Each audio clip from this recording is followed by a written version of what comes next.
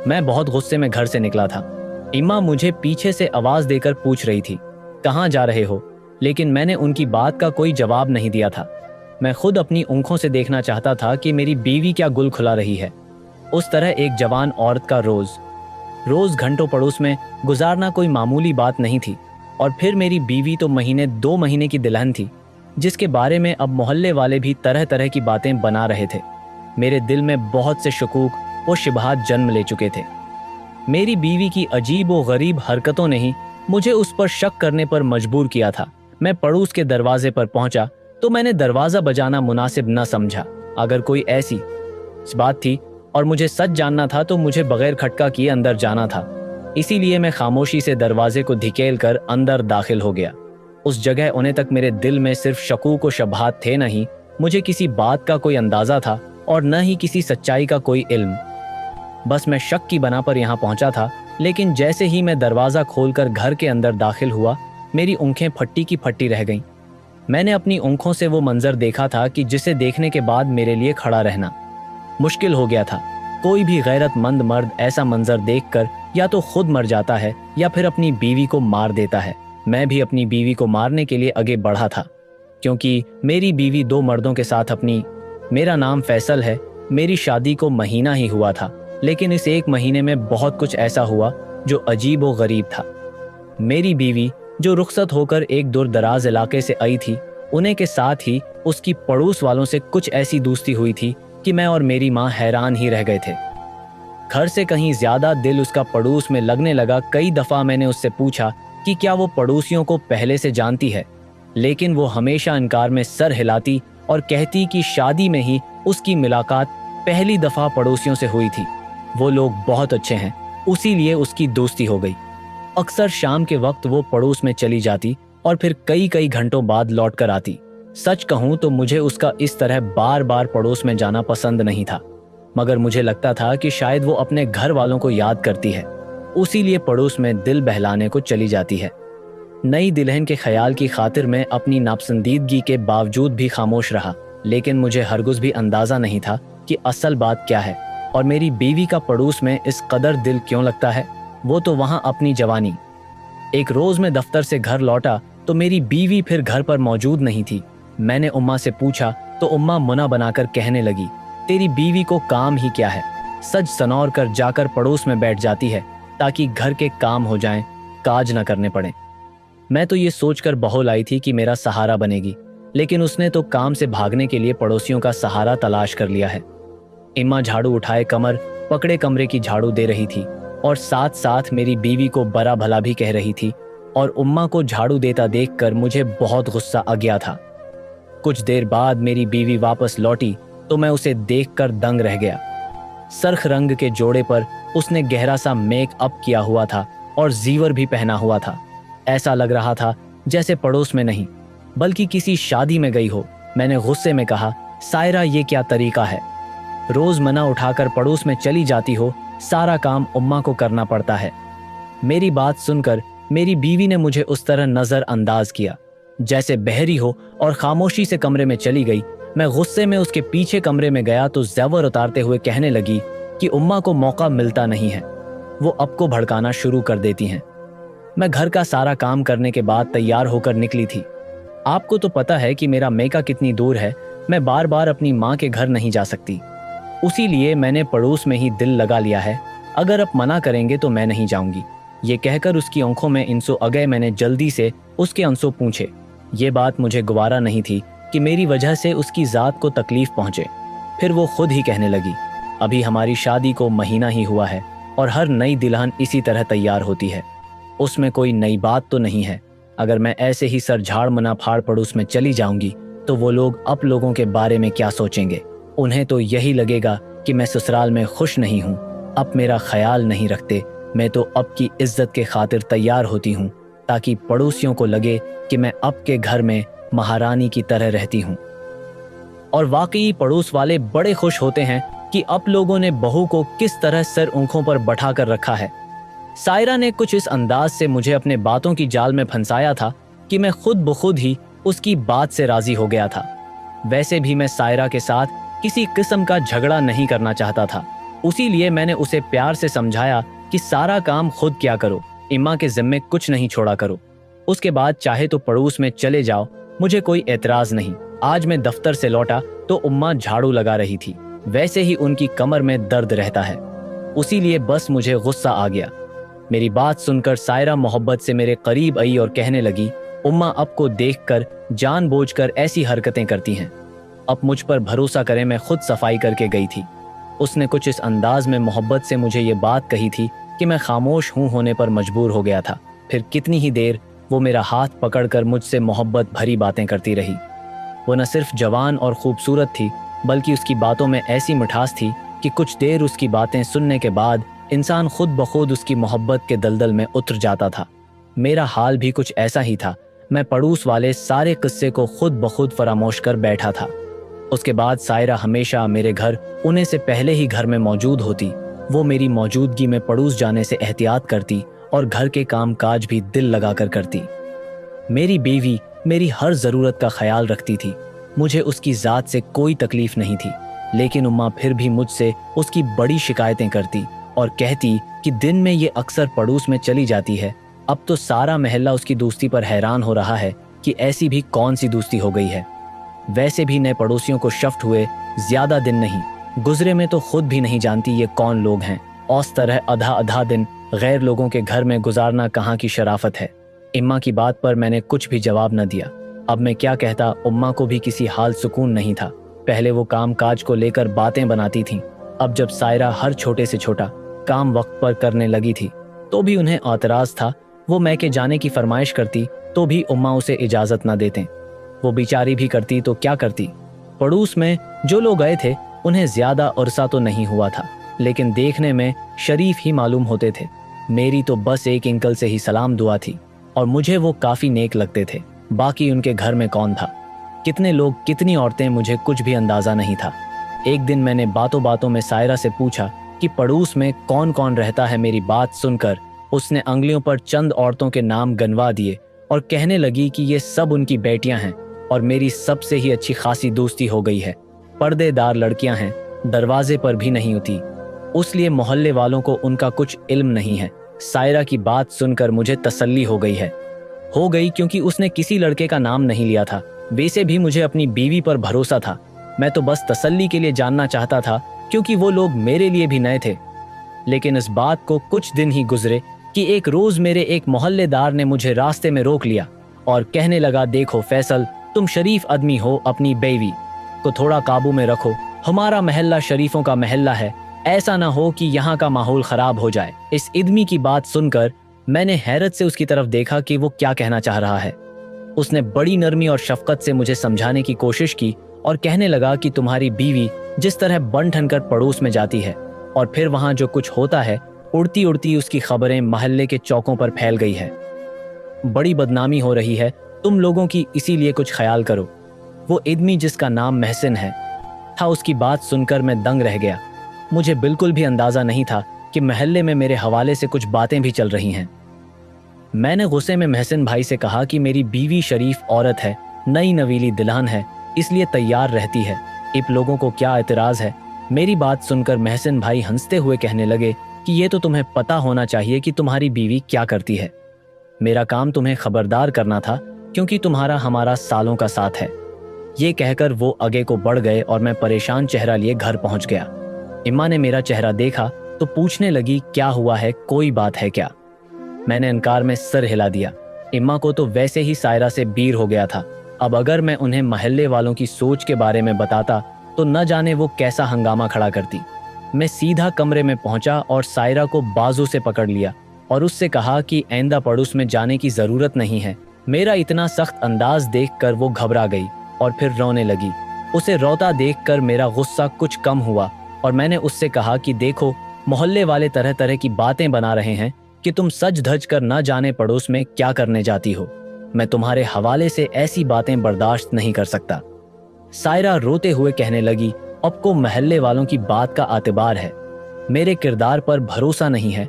पड़ोस वाले बहुत अच्छे लोग हैं, मैं तो कब से उनके घर जा रही हूँ, मैंने उनमें कोई बुराई नहीं देखी। मैंने गहरा सांस लिया और सायरा से कहा कि एहतियात लाजिम है। ऐसा ना हो कि हमारे लिए इस मोहल्ले में जीना मुश्किल हो जाए, इसीलिए अब तुम पड़ोस में कदम मत रखना। मेरी बात सुनकर वो खामोश हो गई और मुझे यकीन हो गया कि वो मेरे खिलाफ नहीं जाएगी। लेकिन अगले ही दिन मेरा ये यकीन बिल्कुल गलत साबित हुआ। मैं किसी काम से दफ्तर से जल्दी लौटकर घर या तो सायरा हसब मामूल घर पर नहीं थी और उम्मा ने बताया था कि वो पड़ोस में गई है। मेरा गुस्सा इस्मान को पहुंच गया था। मैं मुट्ठियां बहंचे कमरे में बैठ गया और उसकी वापसी का इंतजार करने लगा। जब वो वापसी घर में आई तो चेहरे पर बड़ी थकावट थी, आंखें भी सर्ख हो रही थी। मुझे देखते ही उसके चेहरे पर घबराहट के तासरात आ गए। फिर वो कहने लगी कि मेरा दिल बहुत घबरा रहा था, बस इसीलिए मैं कुछ देर के लिए चली गई थी। मैंने सर से पांव तक उसे देखा तो वो पूरी तरह तैयार ही थी। ऐसी कौन सी घबराहट थी जिसमें भी वो मेकअप करना नहीं भूली थी। मुझे ऐसा लग रहा था जैसे वो मुझे बेवकूफ बना रही हो। मैंने गुस्से में अपनी जबान बंद कर ली कि कहीं कोई ऐसी वैसी बात ना निकल जाए। सायरा मेरे कदमों में बैठी और अपने सर की कसम खाकर कहने लगी कि मैं शरीफ लड़की हूँ, मैं आपसे बहुत मोहब्बत करती हूँ। अब मेरी बात का यकीन करें, मैं ऐसा कुछ नहीं करूंगी जिससे आपको शर्मिंदा होना पड़े। उसके उस तरह कसम खाने पर मैं चौंक गया था। कोई भी अपने सर की झूठी कसम क्यों खा सकता था? लेकिन मैंने उसे सख्ती से कहा कि देखो, मैं तुम्हें 10 दफा कह चुका हूं, अब दोबारा पड़ोस में जाने की जरूरत नहीं है। लेकिन इसी रात मेरी बीवी एक दफा फिर बस्तर से गायब थी हुआ। कुछ यूं कि आधी रात को मेरी आंख खुली तो मेरी बीवी बस्तर पर है मौजूद नहीं थी। मैंने यहाँ वहां नजर दौड़ाई तो वो कहीं नहीं दिखी। फिर मैं कमरे से बाहर निकला, इम्मा के कमरे की तरफ गया, लेकिन सब जगह की लाइट्स बंद थी और मेरी इम्मा भी गहरी नींद सो रही थी। मैं एकदम ही परेशान हो गया कि इतनी रात को सायरा कहाँ चली गई है। और फिर मैंने देखा कि वो सीढ़ियां उतर कर रही थी। जिस तरह की नाइटी वो पहने हुई थी उसे तो कमरे से ही बाहर नहीं निकलना चाहिए था। फिर वो छत पर क्या करने गई थी? यही बात मैंने सख्ती से उससे पूछी तो वो कहने लगी मेरा दम घट रहा था, मैं बस ताज़ा हुआ के लिए कमरे से निकल गई। मैंने लिबास इसलिए तब्दील नहीं किया कि इतनी रात को छत पर भला कौन होगा। मैंने लाइट भी नहीं जलाई थी, अंधेरे में ही थी। बस कुछ देर ताज़ा हुआ ली है और नीचे आ गई हूँ, उसमें इतना गुस्सा करने की क्या बात है। मैंने सायरा से कहा कि गली में रोशनी होती है, पास पड़ोस में से किसी ने तुम्हें उस हालत में छत पर देख लिया, मजीद बदनामी होगी। वैसे ही तुम्हारे पड़ोस में जाने की वजह से बड़ा बवाल बन गया है, तुम खुद एहतियात किया करो। जवान औरत हो, खूबसूरत हो, इज्जत को दाग लगते देर नहीं लगेगी। सायरा ने इस तरह सर हिलाया जैसे मेरी बात समझ गई हो, लेकिन मेरे दिल में अजीब खटका सा पैदा हो गया था। पता नहीं क्यों मुझे ऐसा लग रहा था जैसे वो किसी शरीफ खानदान से नहीं हो। शरीफ खानदान की लड़कियां तो इस तरह की हरकतें नहीं करती जैसी हरकतें मेरी बीवी करती थी। आधी रात को नाइटी पहने वो छत पर चली गई थी। ये कोई मुनासिब बात तो नहीं थी, उसे तो खुद उस बात का ख्याल होना चाहिए था। वैसे भी हमारी छत से सामने वालों का घर साफ नजर आता था। अगर उनके घर का कोई भी शख्स खिड़की पर खड़ा होता तो वो सायरा के क़यामत खीज हुस्न का नज़ारा बड़ी आसानी से कर सकता था। यही सोचकर मुझे गुस्सा चढ़ रहा था। सारी रात मेरी आंखों में ही गुजर गई थी। मैं बहुत ज़्यादा परेशान हो गया था। अगर किसी मर्द को लगे कि उसकी बेवी इज्जतदार या शरीफ नहीं है तो शायद उससे बड़ी मुश्किल कोई और नहीं हो सकती। मेरा नाम जिस औरत के नाम के साथ जुड़ा था वो न जाने रात के अंधेरे में मेरी आंखों में कैसी धूल झोंक रही थी। मैं मोहब्बत की पट्टी को आंखों से उतार कर सच्चाई देखना चाहता था। मैं जानना चाहता था कि मेरी बीवी की जिंदगी में क्या चल रहा है, क्योंकि वो एक बंद किताब की तरह थी, कभी खुलकर कोई बात न कहती। अपनी माँ की अकलौती बेटी थी, उसकी कोई बहन भी नहीं थी कि जिसके जरिए मुझे उसकी दिल का हाल पता चल जाता। उसकी माँ भी बीमार और बूढ़ी थी, उसीलिए समझ नहीं हो रहा था कि किस तरह सच्चाई तक पहुंचूं। यही सोचते सोचते मुझे नींद लग गई और फिर सुबह हसब मामूल में दफ्तर चला गया। दफ्तर में भी सारा वक्त मेरे जहन में सायरा ही चलती रही। मैंने गुस्से में सारा काम बंद किया और जल्दी छुट्टी लेकर दफ्तर से निकल गया। घर पहुंचा तो उम्मा अकेली बैठी सब्जी काट रही थी। मैंने उम्मा को काम करते देखा तो सायरा का पूछा। उम्मा कहने लगी, तुम्हारी बेवी कहाँ होगी, पड़ोस में ही गई है, उसे उसके सिवा और क्या होता है। कभी कभी तो मुझे लगता है कि पड़ोस में कुछ और ही मामला चल रहा है। उम्मा शायद गुस्से में थी, उसीलिए जो मना में आया कह गई। लेकिन उम्मा की बात सुनकर मेरे 14 तबक रोशन हो गए। मेरा भी गुस्सा इस्मान पर पहुंच गया। अजीब लड़की थी, मैंने 10 दफ़ा मना किया था, लेकिन उसके बावजूद भी उस पर मेरी किसी बात का कोई असर नहीं हो रहा था। आखिर पड़ोस में ऐसी कौन सी कशिश थी कि जिसके लिए वो मेरे हुक्म को भी नज़रअंदाज कर रही थी। मैं गुस्से में घर से निकलने लगा तो उम्मा पीछे से चीखी और कहने लगी, अब तो कहाँ जा रहा है। लेकिन मैंने उम्मा की बात का कोई जवाब न दिया और पड़ोस के दरवाजे पर पहुंच गया। कुछ सोचकर दरवाज़ा बजाने की बजाय मैंने ऐसे ही दरवाजे पर हाथ रख दिया और दरवाज़ा खुलता चला गया। मैं दब्बे कदमों अंदर दाखिल हुआ तो सबसे पहले एक छोटा सा ड्राइंग रूम टाइप कमरा ही बना हुआ था, और जैसे ही मेरी नज़र कमरे के अंदर पड़ी तो मेरे होश उड़ गए। मेरी आंखें खुली की खुली रह गई। मेरी बीवी नीले रंग के जोड़े में बहुत ही ज़्यादा तैयार थी और वो कमरे में किसी औरत के साथ नहीं थी, बल्कि उसके साथ 2 मर्द मौजूद थे और वो उनके साथ बैठी थी। ये मंजर देखकर मुझे लगा कि मैं ज़मीन में गड़ जाऊंगा। कोई भी शरीफ मर्द ये बात कैसे बर्दाश्त कर सकता है। मैं भी गुस्से के आलम में मैं कमरे में दाखिल हुआ और सायरा को बालों से पकड़कर खड़ा कर दिया। वो दोनों मर्द तो मौका देखकर फौरा फरार हो गए, लेकिन मैंने सायरा को मारना पैटना शुरू कर दिया। कुछ ही देर में घर के अंदर से 2-3 लड़कियां भागकर ड्राइंग रूम में आए और सायरा को बचाने की कोशिश करने लगे।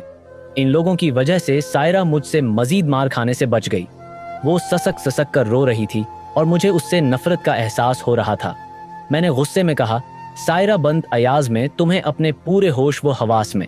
और उससे पहले कि मैं आगे कुछ कहता, उनमें से एक लड़की ने मेरे आगे हाथ जोड़ दिया और कहने लगी, फैसल भाई पहले पूरा सच जान लें, फिर सायरा के खिलाफ कोई फैसला कीजिएगा।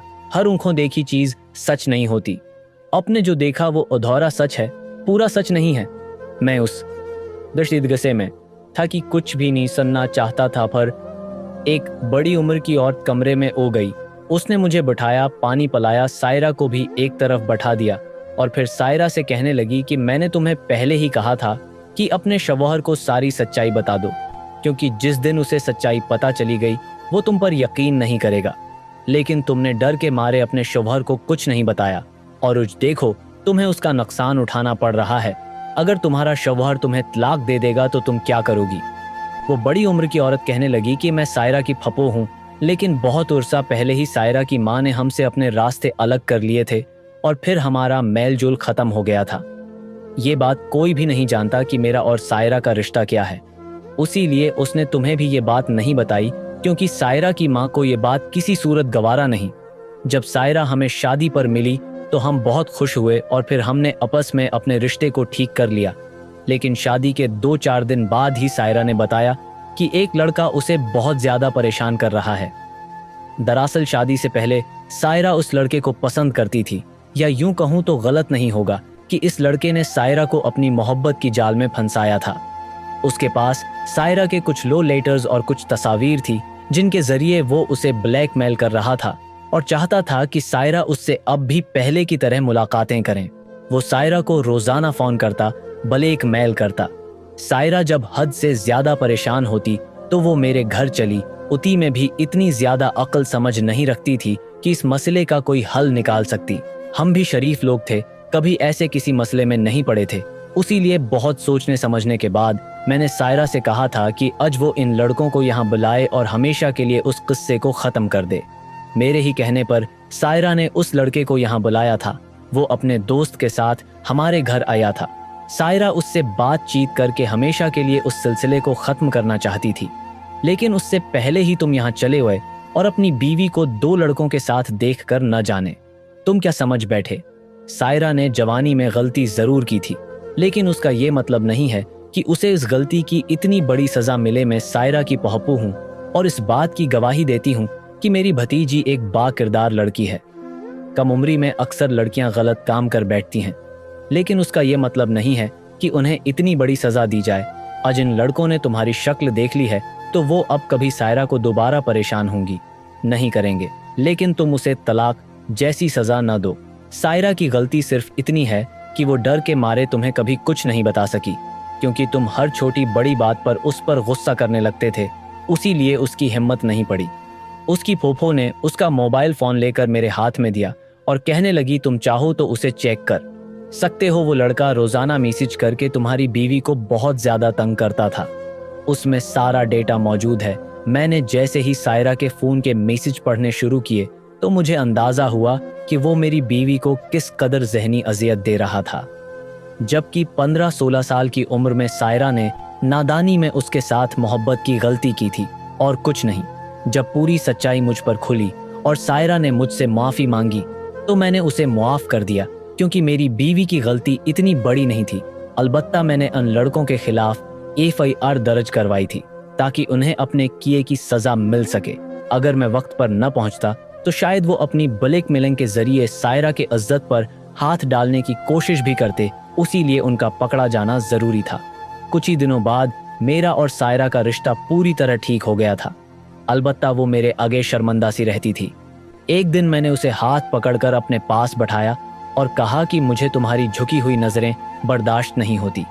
तुम मेरे दिल की मुल्का हो, मेरे सामने सर उठाकर रहा करो, मुझे फ़ख्र महसूस होगा। मेरी बात सुनकर उसकी आंखों में आंसू उग गए थे। मैंने उसे सीने से लगा लिया था।